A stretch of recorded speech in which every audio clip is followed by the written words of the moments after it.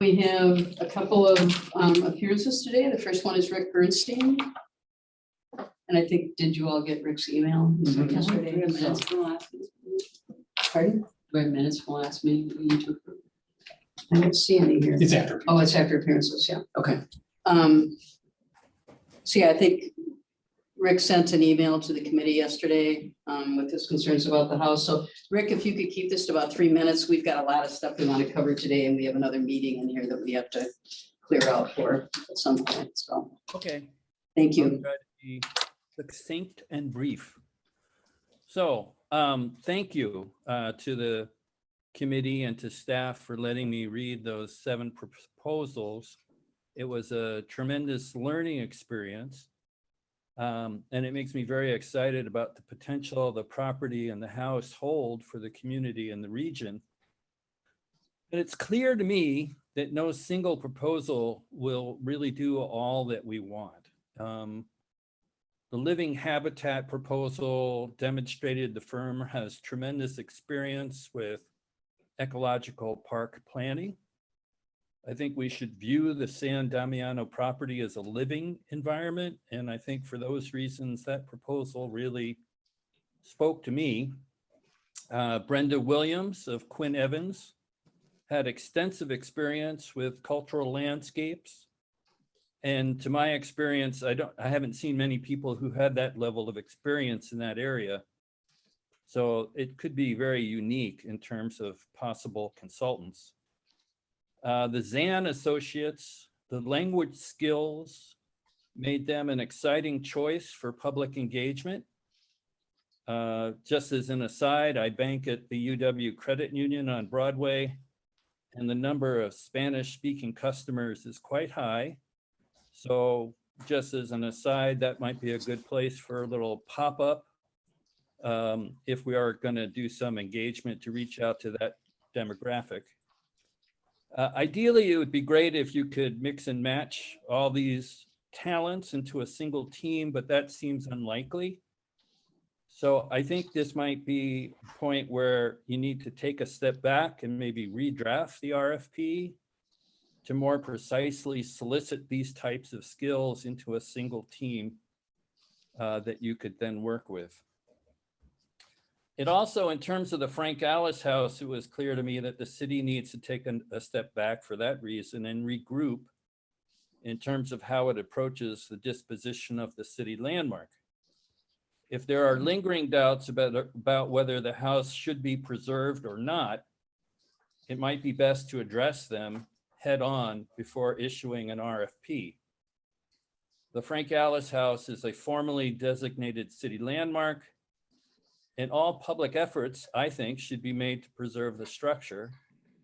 As someone who was in the completely packed city council room opposing demolition when the Monona Landmarks Commission refused to approve a demolition request from the former owner 3 years ago, and as someone who spent a couple of hours last Saturday removing carpet tacks and staples from the second floor landing of the house, there seems to be an overwhelming community desire to preserve this structure.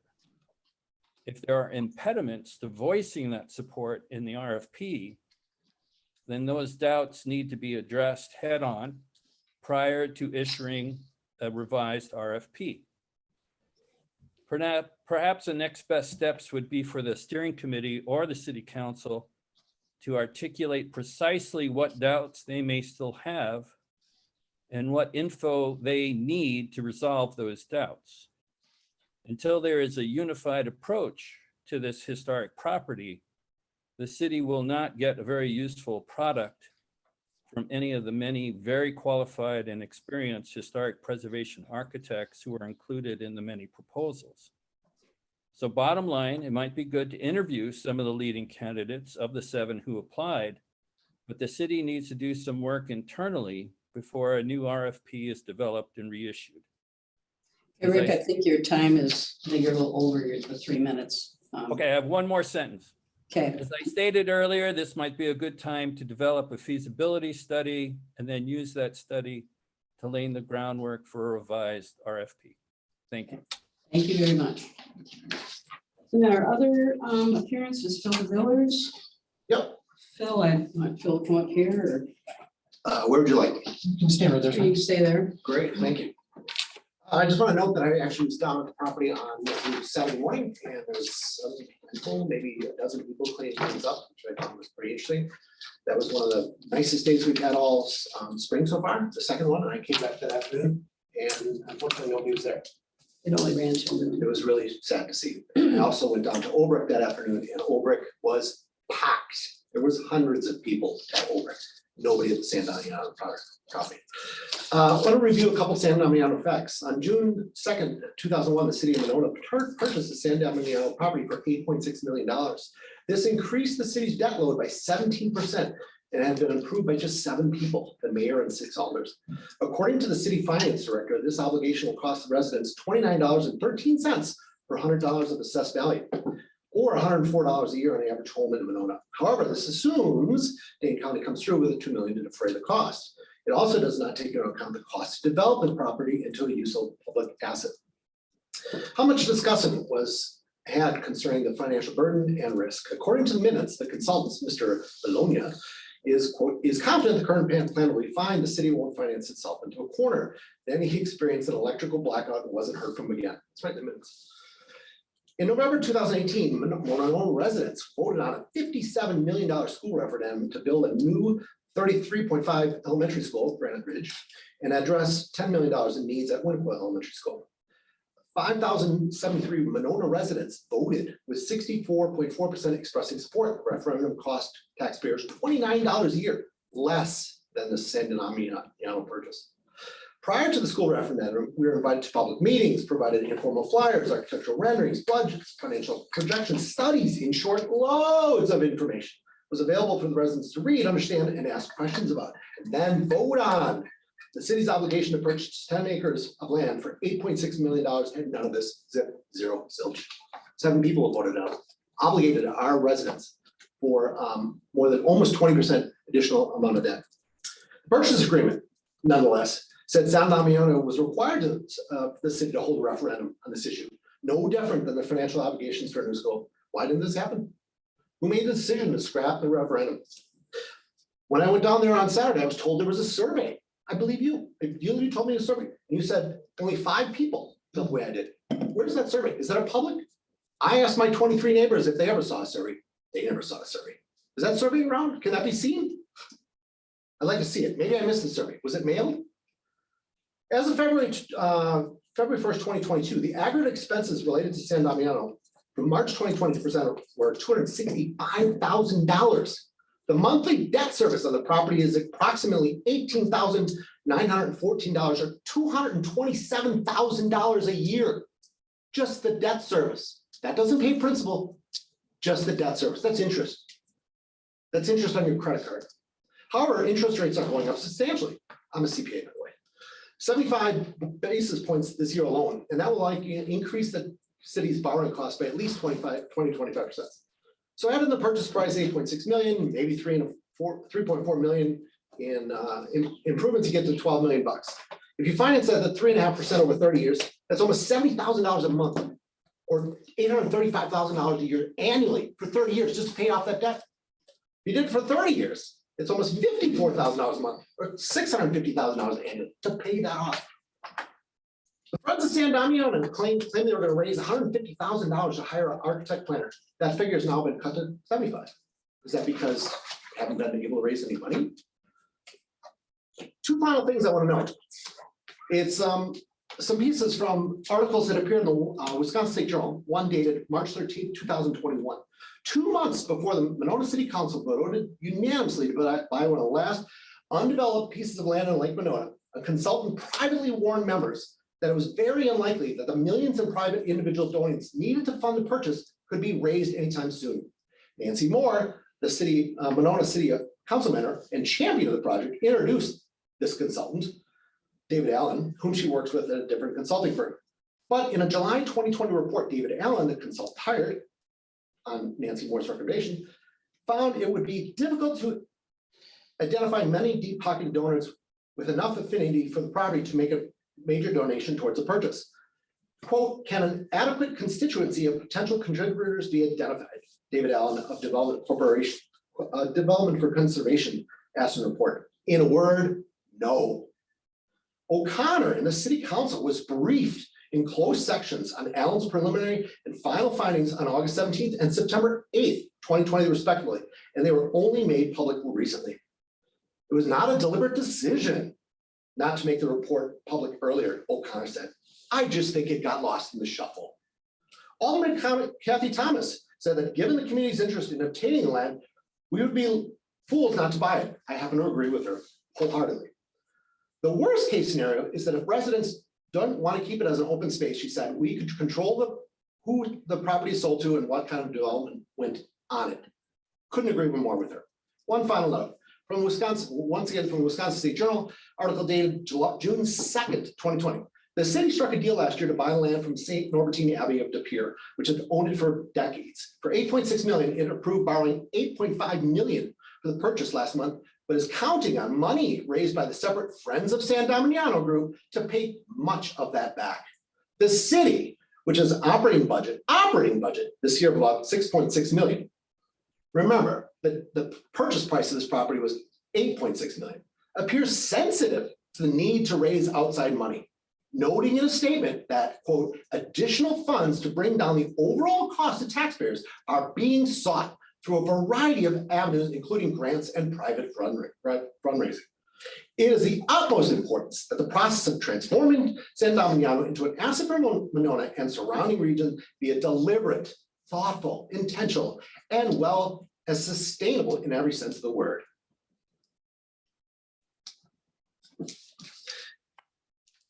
The other week, I asked. I think the time is. Oh, I just have one of my. We held Mr. Bernstein to a time limit and he's gone much longer than Mr. Bernstein did. One final note, if I could, just interjection. About 30 seconds. Through the Freedom of Information Act, I asked for information regarding how often, how many times, and the length of all the ads that have been on our public Monona radio station, serving the purposes of Friends San Damiano. And I would expect I'll get that shortly. In return, I would like to know who I can ask to also be able to put a PSA on our radio station. Does that have to go through you, Ms. Mayor? I think the radio station has a policy about political ads. It wouldn't be a political ad. I don't think it'd be any different than Friends San We can talk Damiano. about it later. We can talk about, so I have to go through you? No, Oh, but I have to check on what the policy would be. We can talk about- can you send me a copy of that policy so I can make sure my PSA I will conforms? talk to the city administrator about it. So there's a formal policy though. I You're know not they just have gonna a make it up on the policy. fly? No, I'm not making it up on the Okay, fly. just want to know. However, we try to stay out of political stuff. I will make sure it's certain. Send out- I will stick to the facts. Thank you very much. Thank you, Mayor. All right, is there a motion to approve the minutes of the April 5th meeting? So moved. Second. Any corrections or additions?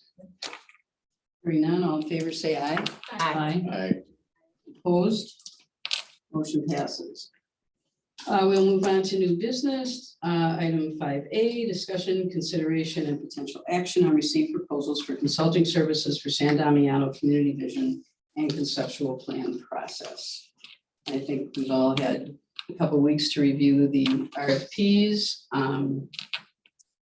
And Brian had distributed the matrix that he came up with, and I think, Brian, you haven't received everyone's responses, is that correct? So I think in talking about this today, I think what we thought we'd do is if I come to a consensus on the ones we don't want to proceed with, and then move on from there, thinking we're probably going to want to bring in a couple of companies for interviews at some point, and we need to talk about, make sure we have the questions in mind that we want to ask those people. So, Brian, how do you want to approach? Yeah, I think the approach would be to have go around the room with the committee members and kind of talk about which firms did not rank high on your list, and if there's a coalescence around, 3 or 4 firms that you didn't think provided the necessary background and skill, then we kind of exclude those from the further conversation, and then move over to those that further discussion with.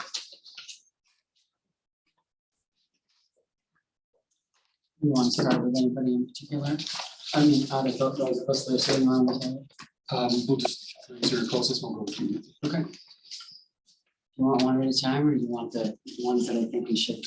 The ones that you don't think. Don't think. Yeah. Okay, so I would recommend that we take out meat and hunt. You want reasons why, or just? like- Yeah, you can provide. Okay, with meat and hunt, I just didn't find their proposal compelling to start. And they had an extremely small breakdown of costs, and their, was very heavy on infrastructure and engineering. It's like the landscape was secondary, and it was way more expensive than any other proposal. Not sure if it's Grafe or that's how you pronounce it. I just felt like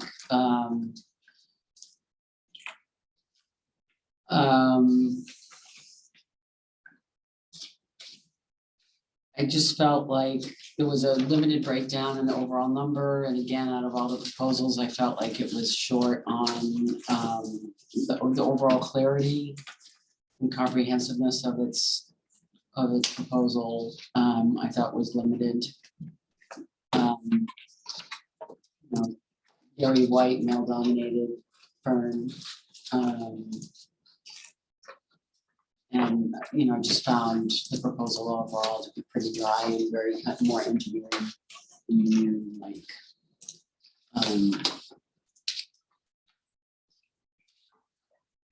And then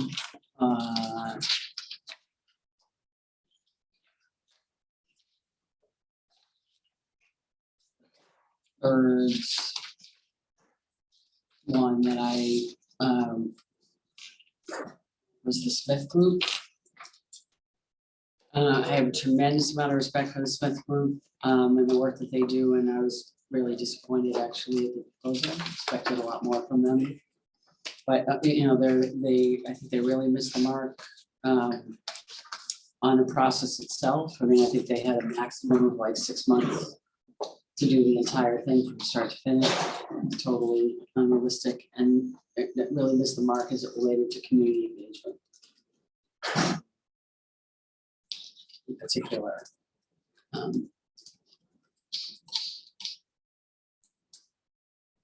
So in that sense, I didn't think that they were very responsive to the requirements of the RFP.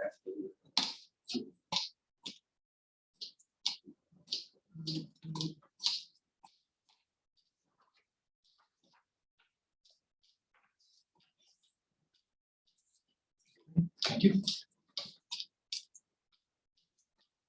I guess I'll just keep it real quick. Those were my bottom three too, for very similar reasons. So, Ash. Really long.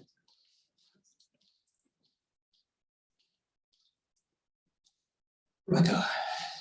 Me? Yep.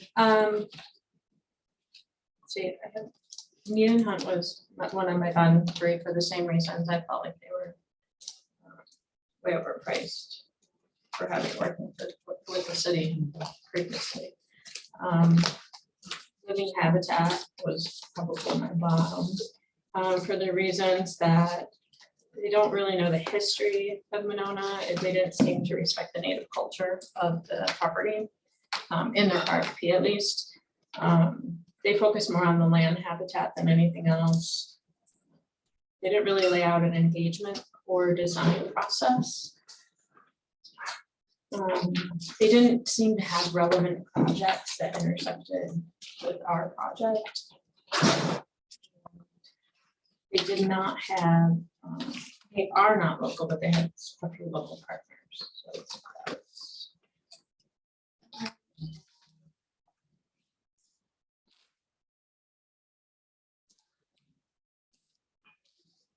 MSA. This MSA is my last of the bottom three.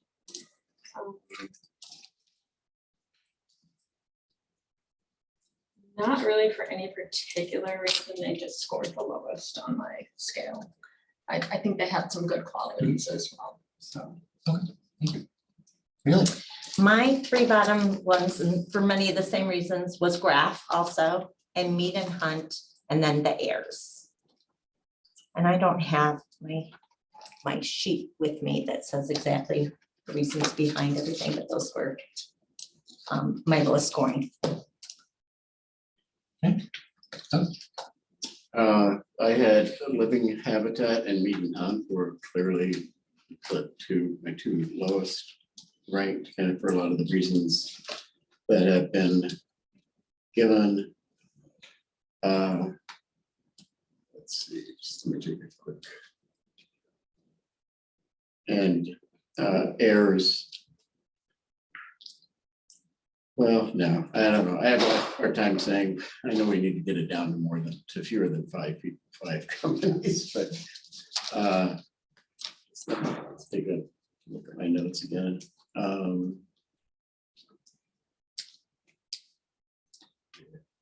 I would say Smith Group, right? Yeah, would be my other third one. Mayor? My 3 were Mead and Hunt, Graff, and Smith Group, pretty much for the same reasons. Sort of articulated before.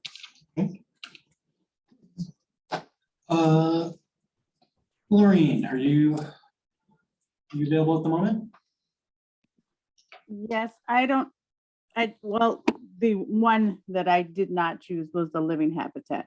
And you kind of indicated some of the reasons. And that's the only one that really stood out to me. That was a definite no for you, was Living Habitat? Correct. Okay. Kyla, Yeah, so for my bottom 3, I had Mead and Hunt and Graff down at the very bottom of my pile.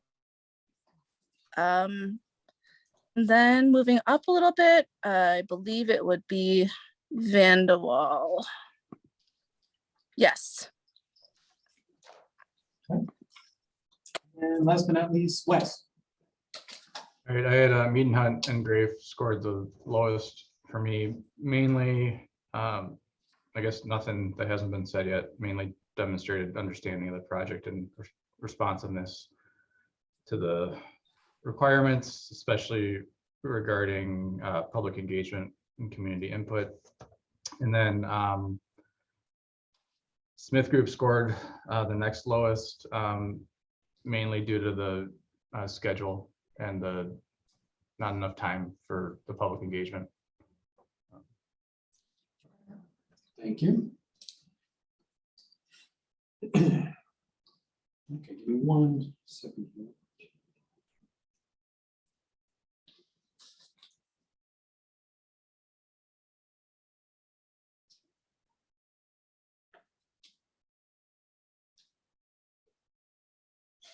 Okay, it looks like clearly Mead and Hunt was not a proposal that met your requirements. That's one that we could exclude from further discussion and conversation. It looks like Graves would be the next one that, again, didn't really meet all the things you're looking for. And then the next couple we've got is we had 5 individuals that voted no for Smith Group, 3 individuals that voted no for Living Habitat, and then 1 each for heirs, MSA, and Vanderwall.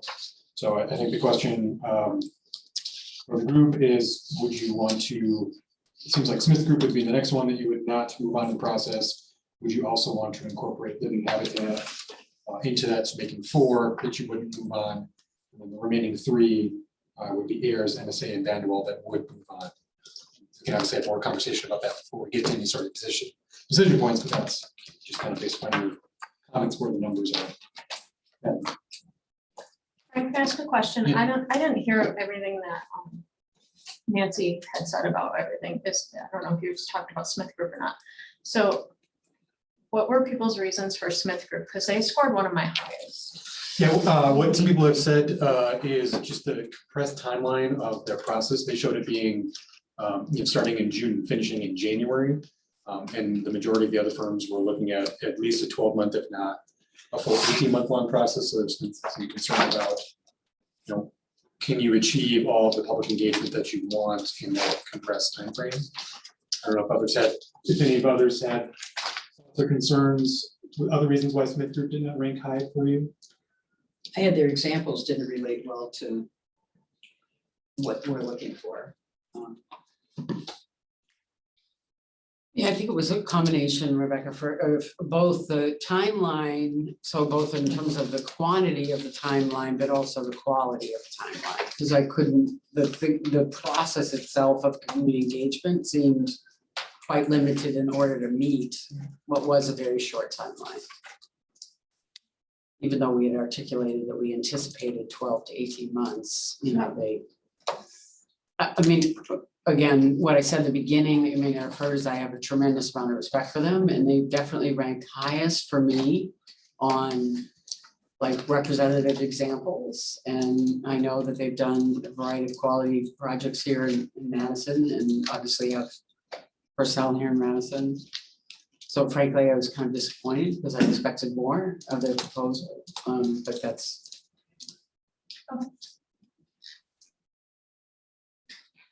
So is the group, is there consensus that at least the three of Mead and Hunt, Rafe and Smith group not be moved forward? Do we need additional conversation on that piece? I don't know if Rebecca wanted to say why you like them Yeah. so much, or, I mean, or Sure. if you didn't want to. Yeah, I didn't, I thought that their timeline was, met our needs, so I didn't really score them low on that. I thought they demonstrated understanding of the rich history and cultural heritage of the site. I thought they had a great narrative and understanding of the project, with a breakdown and scope of engagement.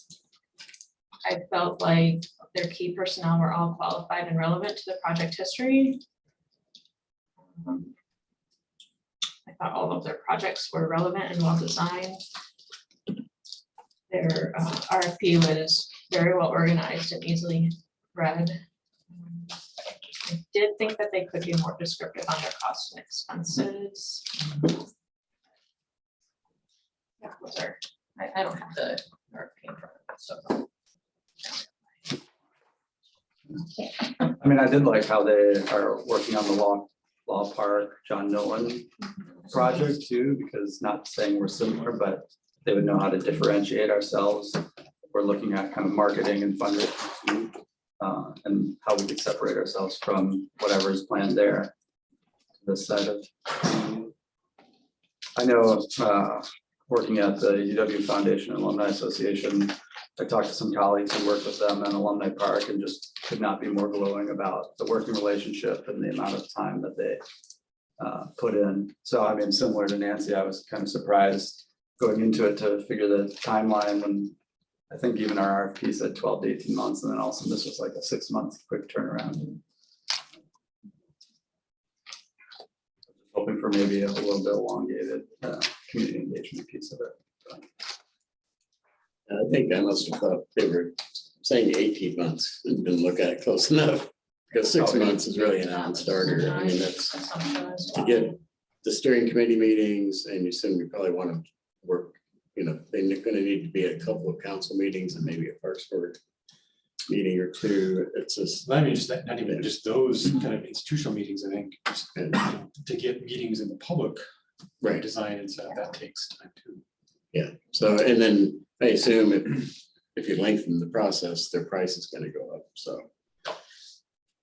that's what they submitted. So, I don't know. I mean, that might be a question if we want to talk to them, but that might be a question. It might not mean that it's, if they're lengthening it because we have to schedule space out community engagement. That doesn't mean they're doing more work. It just means it's on a different calendar. I So didn't think they had as many opportunities for public engagement as some of the other I agree. ones, I agree. Yeah. which you could allow for if you have more time. Yes. I don't think it's a bad plan. I just think that there were better plans. That's kind of where I was, got down. There were some that I really felt were at the bottom, and then there were a few of those in the medium, and then there were two that I thought were better. And so I guess that's kind of where I fell. Let's pause on Smith Group for just a minute. What are people's thoughts on living habitat? Is that one that you want to keep in consideration, or is that one that we would maybe need to the That was my absolute bottom. yeah, me too. I thought their proposal was confusing and really difficult to figure out exactly what they were proposing.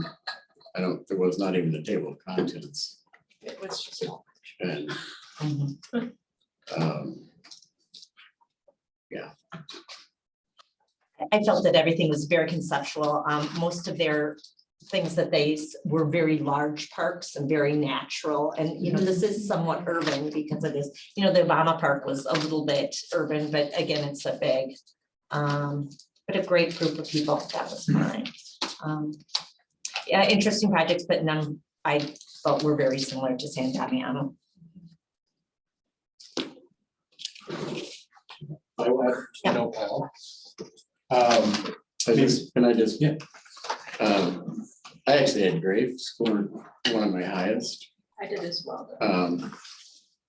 Mainly because I thought they focused on the house more than pretty much than, a lot of people really touched on the house. And they were strong on the archaeological piece. So, but. Because Yeah, Grafe did our study of the house. Did you know that? Yeah. The structural study. yeah. So, The things I I don't know if didn't. that's a plus or not. The things I didn't like about Graph is they really did not talk very much about grant writing and how they would help with that. Yeah. And then, what I did love is I really liked their engagement, their social pinpoint tools and their budget game for community. I thought that was some interesting things that made them different than, yes. Well, there was at least one other that had the pinpoint tool, Oh, the software. I think that's- You mean the maybe mapping, behind this. Yeah. the mapping thing where you can, yeah, Don't do a sticky note. I thought they all had, didn't they all have some version of it? Some version of Yeah. it, but this was like Yeah. games kind of the thing. Yeah, but I think to me, the three areas, Vanderwall and MSA I thought they were all good proposals, so. I don't think we should move somebody forward if a big chunk of the group doesn't, think that has them really ranked lowly, so I'm okay with leaving them. Leaving them. And maybe before we get on to further discussion on the no's or the yeses, let's talk a little bit about the interview process itself. It can be done any number of different ways. Typically, when you bring in firms like this, you give them a half an hour. You say each firm, whether it's 3 or 4 firms, whatever this body wants to bring in, you say you're going to get a half an hour with this group. Typically, that means there'll be about 6 or 7 questions because you want to give them space to kind of expand on what's in the proposal and clarify anything that you found confusing in the proposal. So just keep that in mind when we're thinking about how many we want to invite forward, because we'll have to half an hour for each firm plus a little bit of transition time. You're looking at about a 2 to 2.5 hour long meeting for our next meeting. I want to make sure we get anyone on the TV too.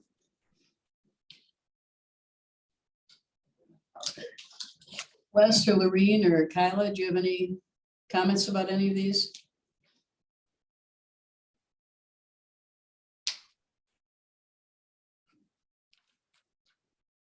I would just add that I think a significant piece of our RFP centered around community engagement and the vision, and the visioning. And so that was a big lens that I brought to, considering the proposals.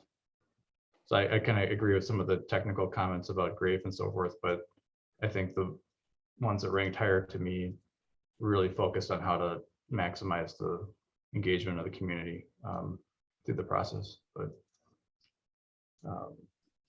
so, I'm fine bringing back 3 or 4, if that's how we feel. But we've done in the past similar type of processes, provided the questions beforehand, asked firms to respond to 3 or 4 questions in their presentation, and then done a 30 minutes probably works for in this case, and then I had 10 minutes, 15 minutes of questions. So I think that process makes sense, right?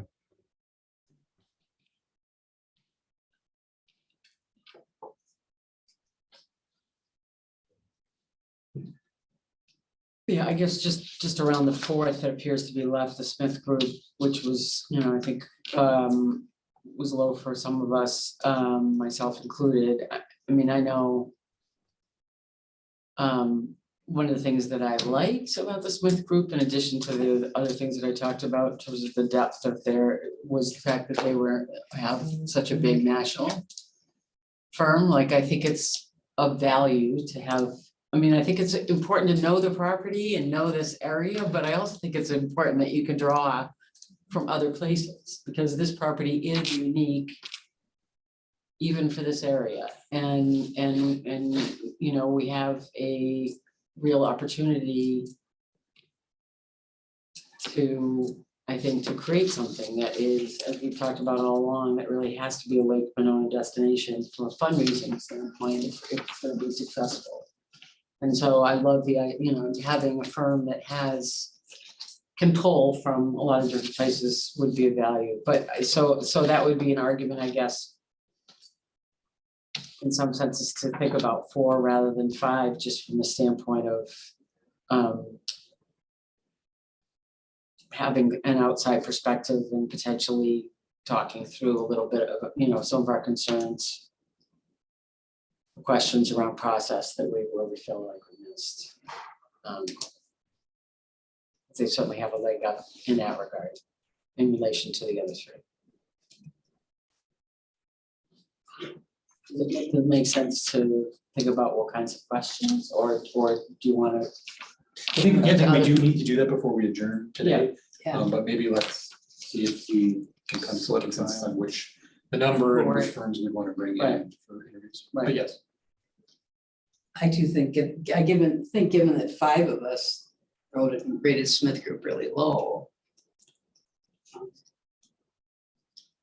I don't know, if we want to consider them, I mean, fewer rated Living Habitat low, I think. Brian, where are we with the top? Yeah, what did we all score?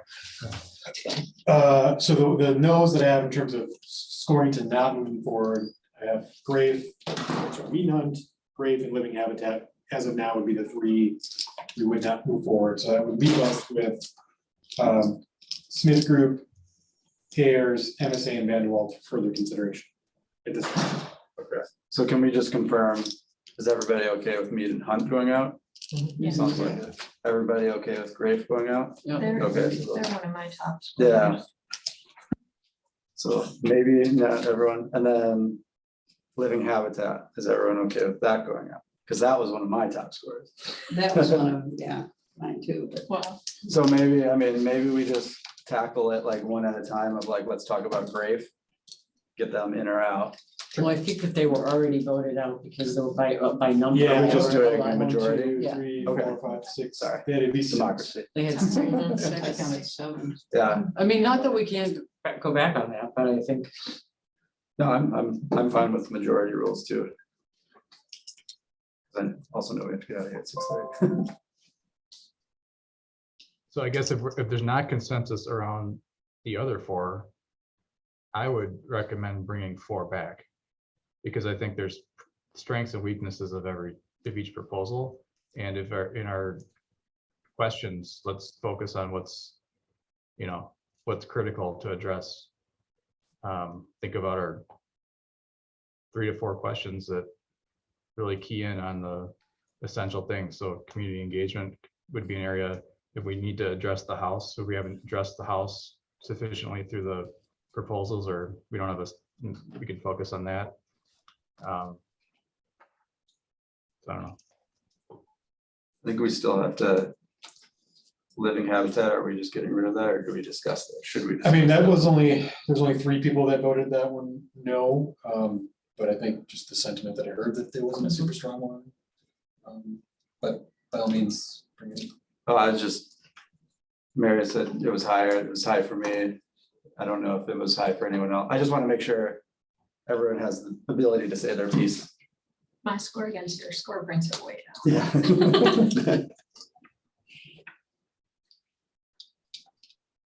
I mean, I guess Why just do for you the like sake that? of, so I liked their timeline. It was over a year of community engagement from when they started. Obviously, there was other action items. So just looking at that piece, I really enjoyed.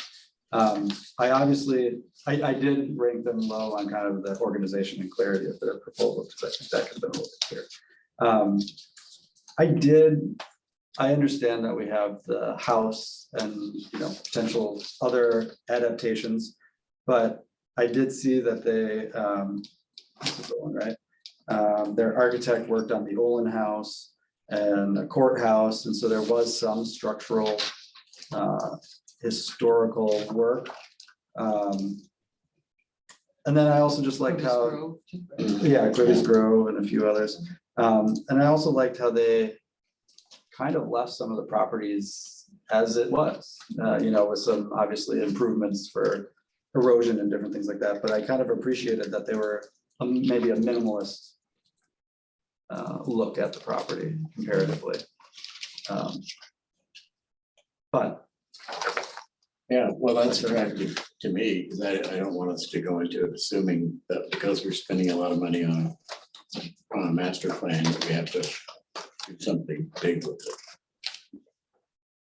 So, Andrew, I have that they did not lay out their engagement or design process very well, so am I missing something? like look at it a different perspective. I also felt, like I said, that they were really, at least the projects they were showing were big, massive pieces of property that you could have all those reflective areas where, this is going to be small, and so therefore, it just, I felt like they didn't represent that type of developments in there. Right, and it could be argued as well that, I was on the fence with them, and because I liked the idea that it was a women-driven school firm. I liked their cultural sensitivity, although I felt like what's on the property was, it was clear that they didn't know the property as well as other That's what people. I And felt they as were, did represent it as accurately as they might have.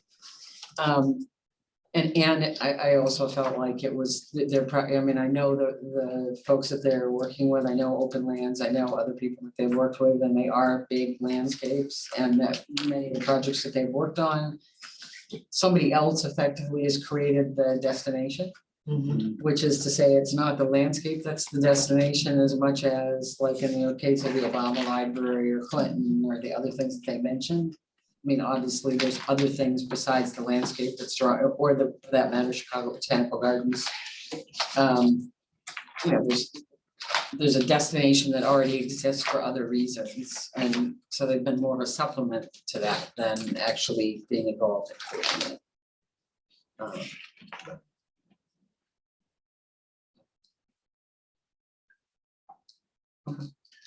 I'm fine with It's so disorganized. Are we putting living habitat back in the file? No, I'm fine, well, in the reject. In the reject pile? Yeah, I'm fine. with that. Okay. If everybody else. And I think, my concern is the disorganization that's shown in the proposal is gonna follow through and lead to poor product. It's so wordy and so picture Very good. repetitive. Okay, so it sounds like we got three Yeah. that we're now moving on, so that leaves us with Smith Group, Ayers, Emerson, and Van Welt for further discussion consideration. Are there any additional firms that you want to move to the no pile? That's the question, Smith Group. I think 5 of us voted them as our lowest 3, didn't we? I just, the time, and I agree they've done some great projects, but I didn't see any kind of a Native American focus at all in there. Which certainly doesn't have to be the entire project, but it's an important piece. And I didn't think their examples necessarily related real well what we're thinking. So let me just posit another, and this may or may not relate to Smith Group, but I know that people rated Ayers highly based on the proposal. I know people rated Ayers highly. That's one of my lowest. That was one of your lowest? Theirs was, yeah. MSA and Ayers tied for me. Okay. I'm gonna say it's. Well, anyway, a number of people did rate Ayers highly, and I just, and I was impressed with their proposal too. I just know that they're via the local grapevine, I've heard some not so positive things about where their firm is at right now. They've lost a lot of people in the last year or so. And I think the architect that they had listed was from Minneapolis or something. Yeah. Yeah, I think so. Right. That was the first one. My comment with Ayers is that I wish they had more local experience. They weren't very, I didn't feel like they were very local. They definitely started in Wisconsin, almost certainly, or at least, Yeah. they've done a lot of stuff. They've done a lot of stuff with Monona and historically. They were, different- there was a different company that they merged with Ayers. Okay, It was kind of like bought out. And some of the staff we had worked with, so we've worked with Ayers before, but those staff are no longer there. They're at different firms. All of them that I've worked with. The projects that they showed were in central Wisconsin and Minnesota. So they did not show any of their local, and so I was not. yeah, so I guess that was part of it, what I was thinking was maybe the heirs of, certainly the heirs of old is not the current heirs, and I was surprised at the lack of local too.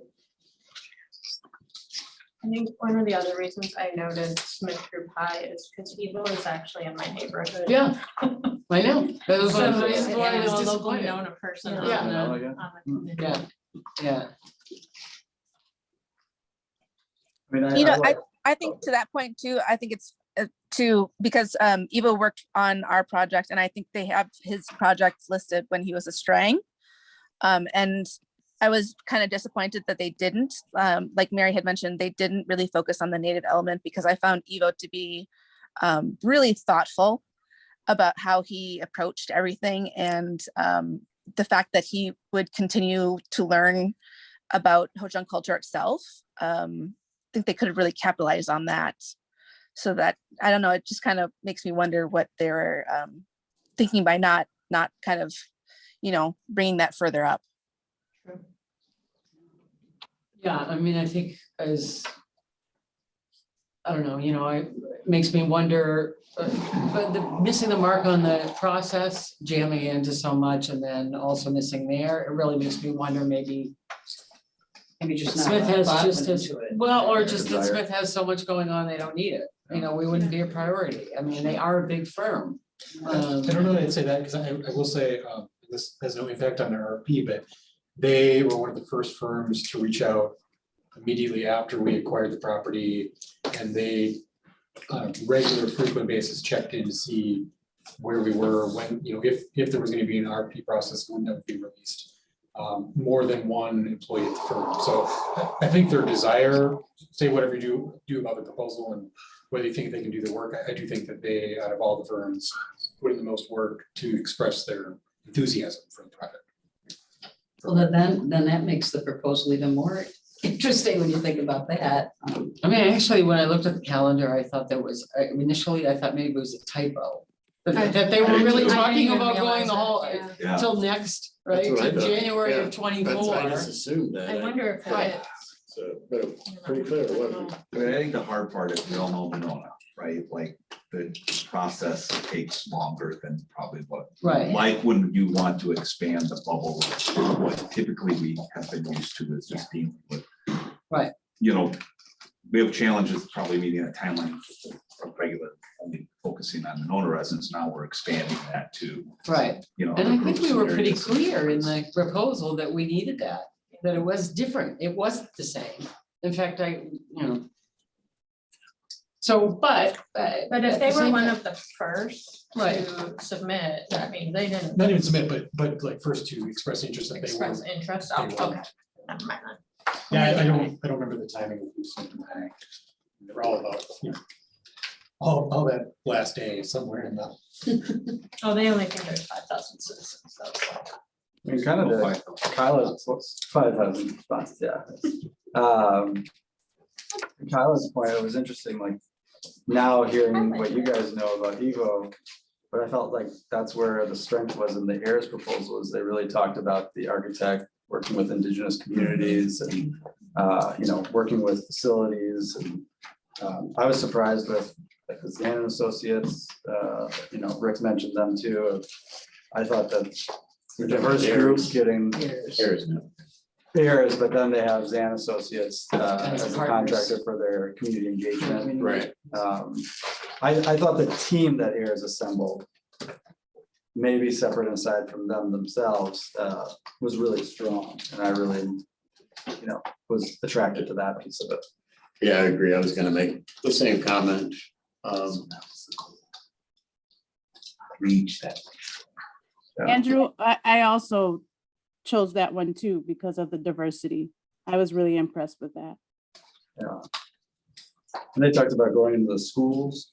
I don't know, I was just, So maybe we leave heirs in, and I can, even though I have questions about it, we leave it in because it was high A anyway. I ranked them That's easy. fairly high too. Yeah. and it sounds like we keep Smith, heirs, Vanderwall, and MSA. Yeah. Unless So anybody. you has- think we should keep Smith? So what, so Well- for those who couldn't hear, what Andrew's maybe suggesting is that we keep 4 firms, so Smith Group, Ayers, MSA, and Vanderwall Group before we move on to interviews. Does anybody online or in person have thoughts about that? I would agree with those. So one question, I guess, a question to pose to them maybe, or say, like, your timeline is too short and it's like, so we, Well, explain. Explain why. yeah. Yeah, explain. Right. Kind of, Mhm. Right. I mean, obviously we can do that at an interview, but if they're gonna come in and say, nope, that's our timeline and. I think we should, I think every firm should get the same set of questions beforehand to respond to, and one question should be provide and, you know, talk through your community engagement approach and your schedule in detail, and, you know, walk us through the feasibility of that, knowing our goal is to reach 5,000 residents from Dane County, and just restate the goal and ask them to walk through and make sure they address that in the presentation. I think that's an excellent idea. Yeah, So, too. I agree. It's a great I do too. question. Yeah, And if Smith Group comes back and says they're gonna do it in 4 months, then that was their timeline. Yeah, right. So that's one question. Yeah, I mean, if we had 4, to Wes, to your point, if we had 3 or 4 questions that were the same for every, and then maybe there'd be a couple of questions that were specific to individual proposals, like in the case of Smith Group, it might be the timeline that we're confused by, or the fact that they didn't place much emphasis on the native, you know, on the indigenous, the work that they've done with indigenous people, and that obviously clearly is important part of the property, or whatever. I don't know what I'm just saying, does it, I think that's an important question for everyone. I Right. think that should be one of our Right. questions, is how do we, you know, right, how do we pull that into the master plan? Because it is going to be a large part of it. So I right, think that should be one of the questions for everybody, is please go into how Right. you're going to make this part of our plan. right. this being archaeological. Yes, the archaeological and. Not the Yeah. archaeological evaluation, but Yeah. the history, Mhm. the ancestral history. Right, Yeah. yeah. Yeah, absolutely. I think Yeah. that's key. In the house, right? Yeah. the other- I think another question, to me, the house relates to feasibility and the funding. Each firm had sort of various capabilities in assisting with grants and fund development. And so how do we, I'm not articulating this very well, but I think can we bring the house and the historic preservation and that into this feasibility question, and how they're going to help us evaluate the condition of the house, and, you know, help the city make a decision about, what to do. Well, so it seems to me that as it relates to the house and, and this is with all due respect to Rick's comments, Bernstein's comments earlier. It seems to me when you build a house, when you build any kind of a structure, you create a building program first. And then which is to say you decide what it is that you need to be able to do in the house and what the priorities are in the house, if you will, before you have an architect match that design wise to what your needs are. At least that's my understanding of how things have always been built. And so I think there's good reason why we haven't decided what to do with the house yet. And it's not just because it's old and we don't know how much it's gonna cost us to renovate it. We don't know if what is the building program, if you will, for the property. I.e., we don't know in terms of what we want to do overall with the property fits better in that house or in something new or different. Right.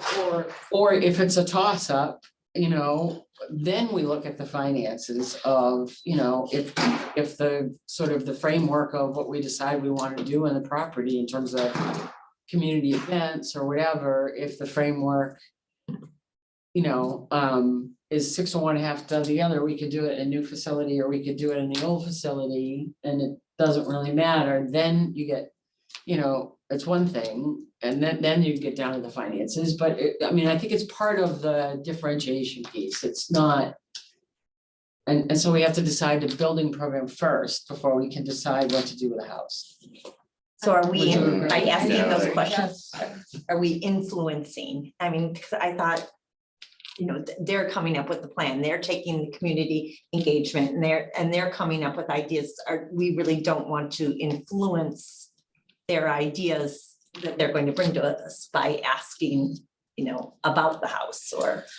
Well, I guess first of all, I think I would place a high value on preservation of the house if it's financially feasible. And then I don't necessarily agree with Nancy that we would decide what we wanted to do and then decide what facility. My preference would be if we can't, if it's just too expensive to save the house, then we don't need, it doesn't need a center on it to generate revenue. I'm fine with it just being a park. So. You are, but you're not the decider. It's the community. That's the reason why we're doing a master planning process. And I'm saying collectively, if it's decided in terms of a building program that we want community events and and those events might be better served by having a facility of some sort, then I think we decide, and I'm saying the collective larger we. Yeah, I didn't think I got to decide it myself. But, Right. One way to ask the firms the question is, how will your process create, assist the steering committee in making a decision about what to do with the home or the house? Yeah. Taking into consideration historic preservation, financial feasibility, community input, master planning goals. What we want is to have a pathway that gets us to a decision that we all feel good about in the end. So I agree.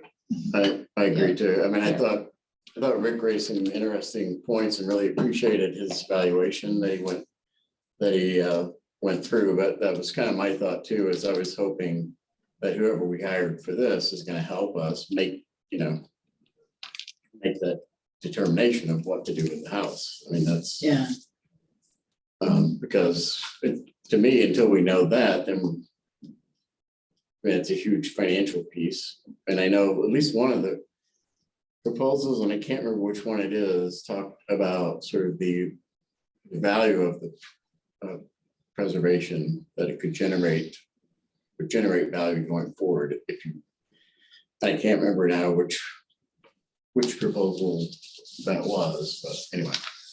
Yeah, I mean, I'm totally on the fence myself about the house. I just don't, I mean, I don't know until we know what we're interested in doing there, you know, I mean, I know it's gonna be expensive. I used to run a landmark. I ran, you know, historic landmark in Chicago for 11 years. But then it got renovated for 25 million, so it was not a small facility. I'll just give my 2 cents Yeah, about preservation. absolutely. Preservation is all sorts of things, and the house is only one piece of this 10-acre property. That's right. And when you speak of preservation, it's how far do you go back? Do you go back to the indigenous culture that this land was once used? Do you go back to Frank Alice? Do you go back to the Norbertines? Do you go back to, you know, right now?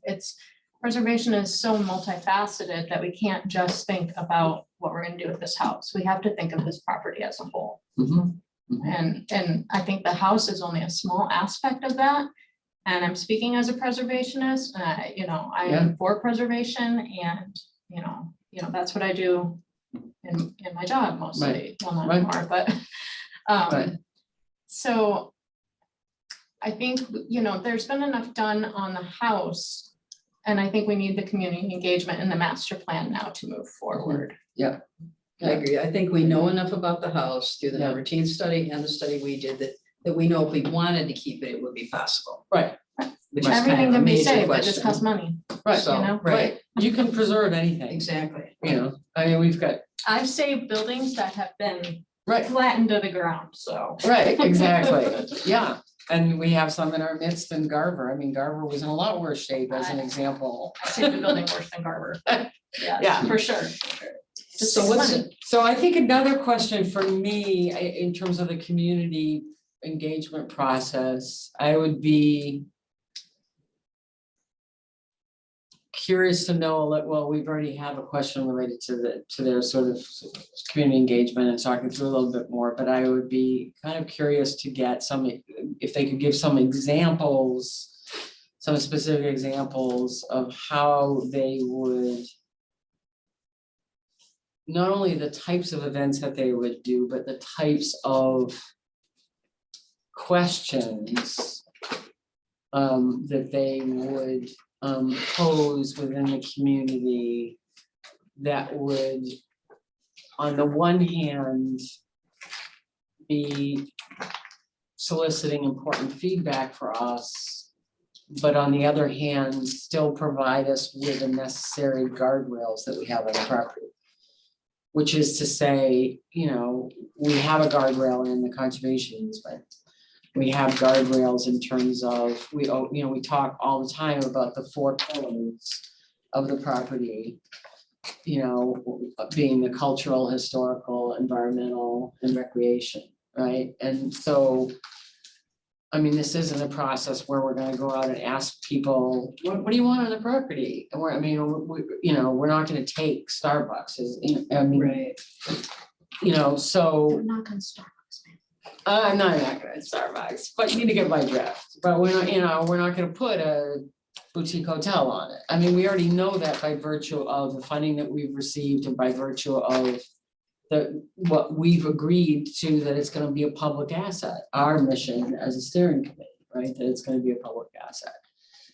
So how do they, in their community engagement process, on the one hand, and could they give us specific examples of how they've engaged the community while still creating a sense of guardrails or parameters around which that engagement happens? I don't know, that may not be as articulate as I intended, but. Well, maybe let me suggest this. So 2 things that we need to decide before we adjourn here today. One is a date and time for the interviews to happen, so we can let the firms, these 4 firms that we are moving on, know that, you know, they got something they need on the calendar. And then second is to kind of coalesce around questions. So, you know, instead of trying to maybe wordsmith these here, Right. if folks could send Mary and Jake the framework of what your question is, you know, then we can probably boil those down to, you know, 5 or 6 that we can send out to the firms ahead of time. Could you send us, you already have a couple, right? 2.5, yeah. 2.5, so I mean, send us what you have, and then, so we would know that, and that might help. I'd like to see one asking too about the lake, the asset of Yeah, the that's lake. good. How are we going to pull the lake? And we're, we've kind of been talking about the park as just, and really not the lake. And the lake is such a big part of it. And so I would be interesting to see what projects they have done with lakefront and how, how are we going to bring the lake into all this? I think that's a big part of the puzzle too, that I kind of would like to see all 4 talk about.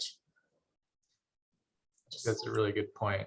And also the thing that I also wish I had seen more throughout all these proposals is addressing the challenges or opportunities of being in an urban Yeah, setting. So it's not only urban, but it's the lake. So maybe it's I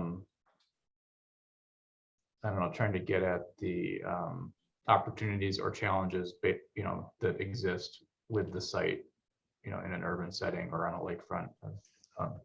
Access from the lake to the park and the park to the lake. I think that's, that's a big gateway, and I'd like. I think the other related to access is access by any other, from land to it, because there are challenges to getting in and out of there and work, yeah, and that's for parking. sure. And I think it'd be helpful to hear what these folks had to say, about access and parking. I would disagree with that, but that's. Yeah, I think the parking and the access is gonna be too detailed of a question for you to get an answer that you're gonna want. I mean, they'll give you a general, we'll ask everyone for their opinions and we'll incorporate previous papers and be environmentally sensitive, which is fine, but you're gonna hear that answer 4 times.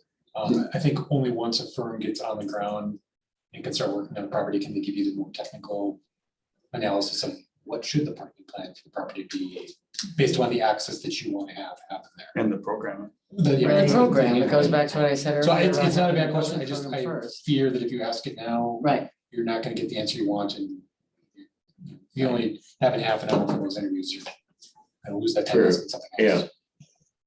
I guess I would still like, well, they need to have an awareness that to me at least that's an issue. I don't know if you don't think it's an issue, parking. I don't think it's an issue until we know what's gonna happen on the property. Well, there's not hardly any parking there now, so. I know, but I don't think it's an issue If it's- until, but whether we need 10 spaces or whether we need 50 spaces totally depends on what the building program Yeah. is. But if we're not gonna put in 50 spaces, no matter what, then, maybe we would. I'm just saying. That's getting to the end of.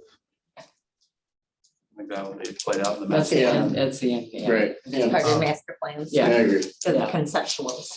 One other So- question that should be, I think, upfront is just specifics about how their team will interface with the city and the steering committee. Mhm. And make them address that, because I think some of these, areas, for example, has 2 sub-consultants. So we want to see how functional that team is. Right, Yeah. I would And agree. how they're going to function together and with us. And interviews are a really good opportunity to see if they're meeting for the first time or whether they've worked together in the past. Yeah, and I would say related to that, I know there's 2 questions that I always get as a consultant. One is, if you get the project, who's actually gonna be doing the work? Right.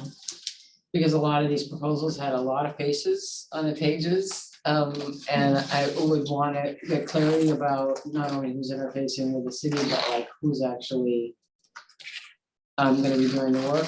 Because I know that's something that is, it would be important to me. And then the other thing is that I know my contracts are always a do not exceed, and I don't, maybe this is a given. Couple of them do say that. I had My, it written to do that. you did, I had the RP written is they need to provide us with a do not to exceed number with potential reimbursements for travel. Okay, so so we don't need to ask if that was the case, but I know certainly in my contracts, I always say it's a do not exceed number. Again, with travel. Unless the scope of the work changes. And then in which case, we can revisit it with a client if for some reason we end up going, off on a tangent. Which, I mean, some of these cost proposals were more detailed than others. Yes. I mean, I remember, I think it They was a don't Smith. list who's on the team. But I was gonna say that. They there's do, some but it's extra like, cost. with some of the people on the team, I don't know if that person's gonna spend 10 hours or 50 hours, Well, Sure. right? Yeah. So it kind of goes to Wes's question around who's the person that we're gonna be dealing with the most and out of all of those team members and how they interface with the city, et cetera. Who's gonna be the face on the ground? But I think we need to be clear, because in some of the proposals of who they were reporting to, whether it's the city administrator, or whether it's Parks and Rec, or whether it's the steering committee. I mean, I felt like one didn't even talk about the steering committee too much. And I was just like, well, we're the ones that it's kind of Right. going through, at least initially. I know ultimately it has to go to city council and parks, but so just having clarity with them of, it Yeah, kind of and starts maybe here we and were then it clear. goes Yeah. wherever it needs to go. I also think in terms of community engagement, we need to do a little more. Some of them talk primarily about engaging the stakeholders, which was that list of different groups that some of them, we definitely think of as stakeholders, but then we kind of just threw in some, kind of every name that made sense and not as much as just local. I know Jake had talked about like high school kids or, these smaller, right, community subsets, some of them I didn't see that much Mhm. detail about how they would involve groups outside of the stakeholders. Yeah, of the steering committee. Well, and I would add to that, I mean, some of them mentioned how they're able to reach out to underrepresented populations. Mhm. That's where I would like an example, because I Specific feel like putting it in words is easy enough, but how do they actually do that? Yeah, Because some of it kind of relied on us, I forget which proposal was like, well, we'll rely on the city to kind of get people Yeah, to so, attend and yeah, all that stuff. right. Well, then we're kind of right back in the same situation. Always are, so those would be where I would to build on Mary's point.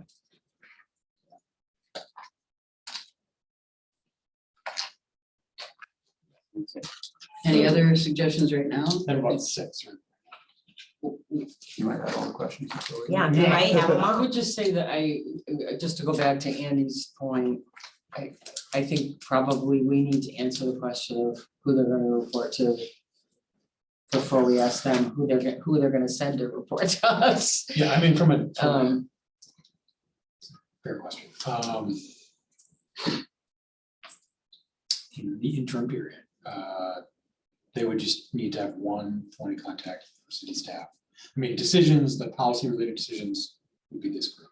Right, Like day to day, like, hey, we need to print this for a event we have coming up, or we have a question about, can we get on the property to do X, Y, and Z? I feel comfortable having Jake do that, with Mark being involved on the financial side of things until the new administrator. And they could certainly copy me too, or Jake, I would expect you to keep me involved. But yeah, that makes, And then as transition materials from the new administrators have made it abundantly clear that they will be responsible going forward for the contract management of whoever we hire. Are we ready to try to pick a date? Or you Yeah, want- so Got lots of- you probably want to give the firms, at least a 2-week heads up for the interview. So I mean, if you're thinking, if you like this Tuesday time, then you'd be looking at Tuesday, May 10th. we also need some time to refine these questions down to what we. Or are these all set to go? I don't know. No, I mean, I'll send them out to the group to take a look at again.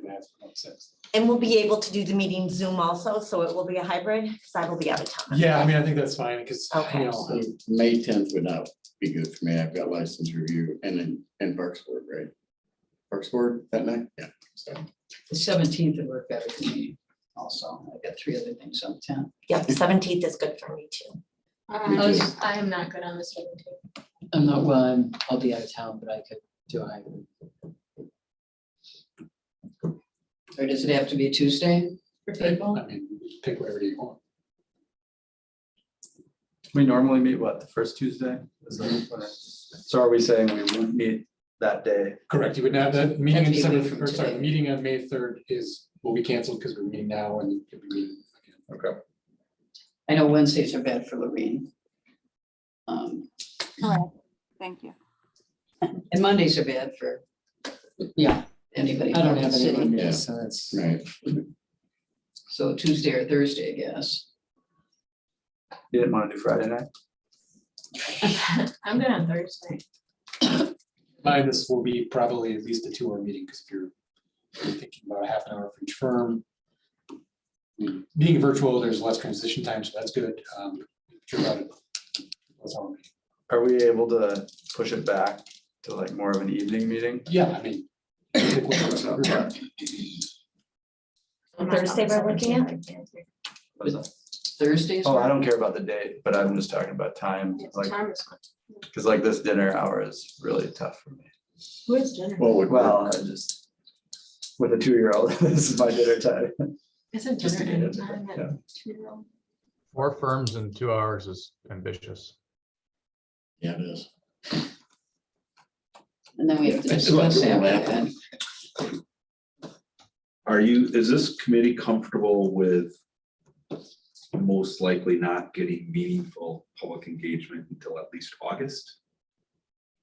At this rate, because you're looking at 2 reads of council.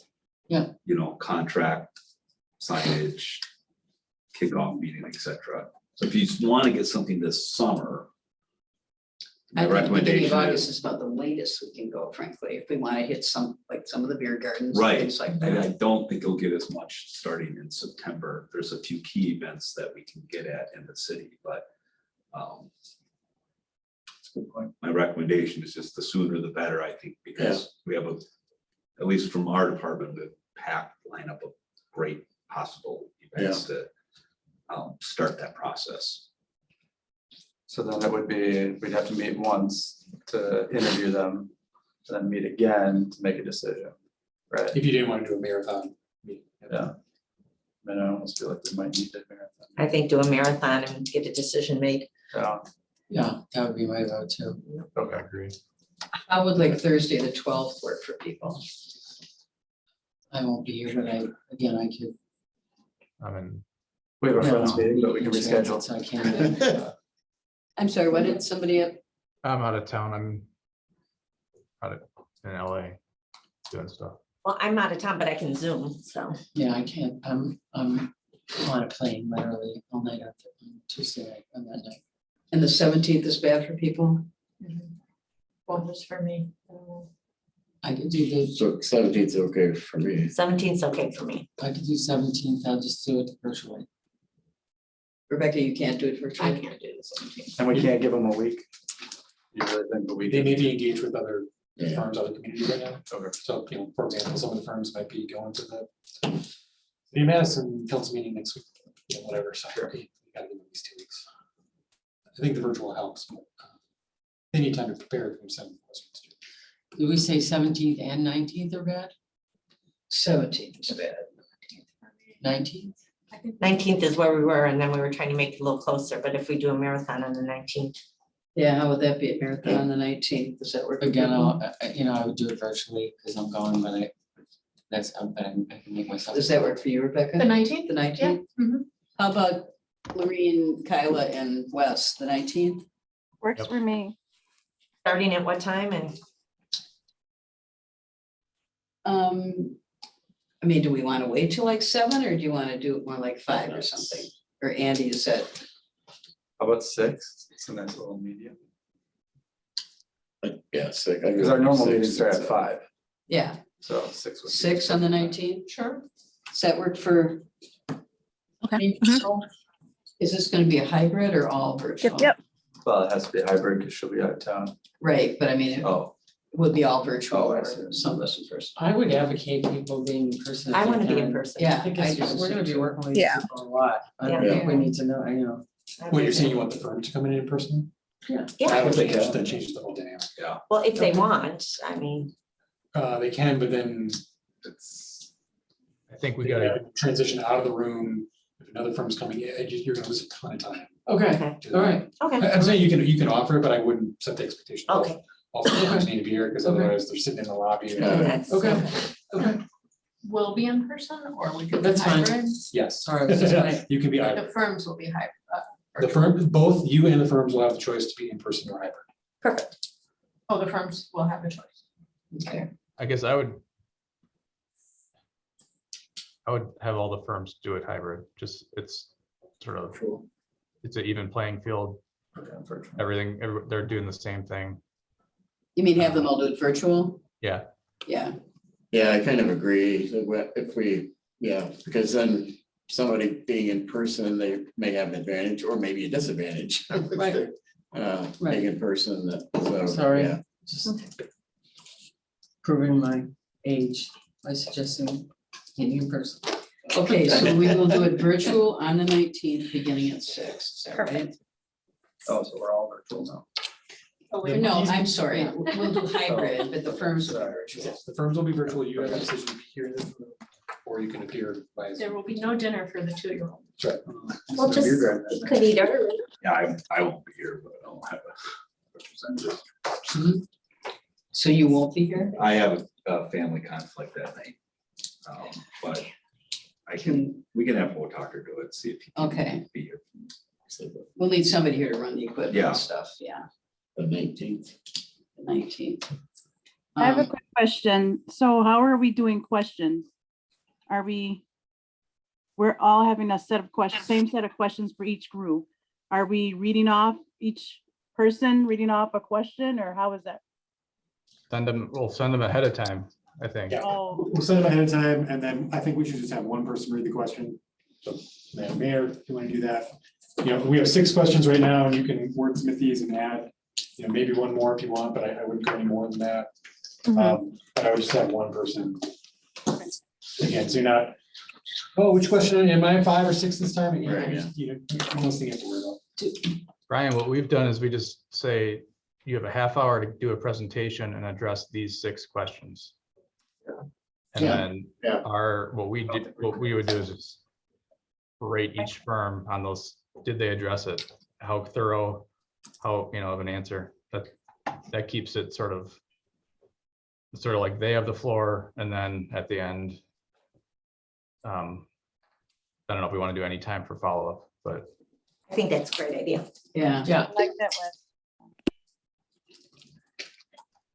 Maybe you give them 20 minutes to present and then 10 minutes for follow-up questions.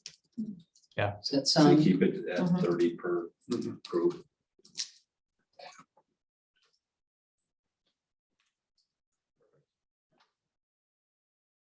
yeah, and if we have too many questions, if we're not settled on what those are, I mean, I would go back to what Brian suggested earlier, which was I think he said we have 6, which is too many right now anyway, so I mean, I'm just wondering if you suggested maybe that we send in a certain number of questions. We do the same kind of almost vote thing or something, or have somebody work, a couple of people volunteer work on what the final 4 are, Or I'd say if you see themes of commonalities, Yeah, you can yeah, that's try what I would to do. Yeah. bunch them. Somebody again, I don't. That's right. Well, sorry. yeah, you gotta get this done. How many I'd are? be happy to draft and okay, Oh, great. Thank you. Thank you. Wes, why don't you and I work on that, Do you want okay? me to bring the midnight oil? 24 hours. So before I go. Forget those Still on days the off job. at Let 'em current go. jobs. Do we still We're gonna want- stay Get out of right here. You guys should get if you have additional questions, get them to us by what, like Thursday morning or something, I mean, or Friday. Probably earlier if you want to provide them. to- Yeah, because I mean, we'd like to, I'd like to send an email out to the firms tomorrow, just as a placeholder saying, hey, Mhm. you've been selected to move on, here's the date of the interview. The time slot will be between 6 and 8 PM. More information to follow, just so they can put it on the calendar. Yeah, Actually, you know what, I'm just gonna set the times now, so yours will be at 6 PM. Executive decision, Smith Group will do 6:30 PM. MSA will be at 7. And Walls will be at 7:30. So Wes, if you, could we say then that we will send the questions by like next Monday? That's still 2.5 weeks. Put it together. Would that give you enough time, Wes? Yep.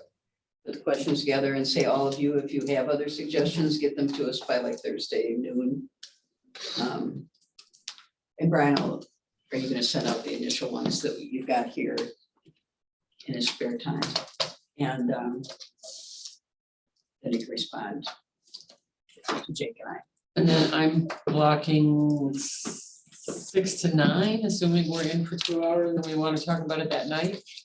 That's Yeah, what I I suppose. suppose. That's Right. optimistic, I think, but hopefully. Yeah, I mean, 10. As I say, if you have it blocked till 9, you're probably not planning anything later. Yeah, right? I- At Yeah, least in my world, My time anyways. I go to bed. The East Coast, which means I will fall asleep on Zoom since you know I'm an early morning person, but. Should we get a motion on the firms? or- Yeah, we did. We'll have to compare shows. Okay, so I would move that we go forward with the firms that we identified earlier. Because I don't want heirs. Smith Group. Ayers, Smith Group, MSA, and Denmark. Yeah. Okay, so I have a motion from Wood. I'll second it. Lauren seconds. All in favor? all in favor, say aye. Aye. Sorry, someone else had taken over. Aye. Opposed, motion passes. I think.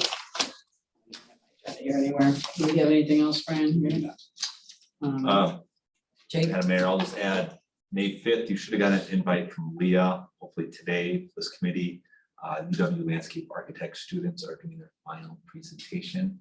Okay, well, we'll get it up tomorrow. Yes, Have all please your do. emails, but You have my email. the same landscape architect program that did stuff for university, did a project, a year-level student project with what you might see as a final conceptual plan for San Damiano. So that'll be. No, you would not say that, because.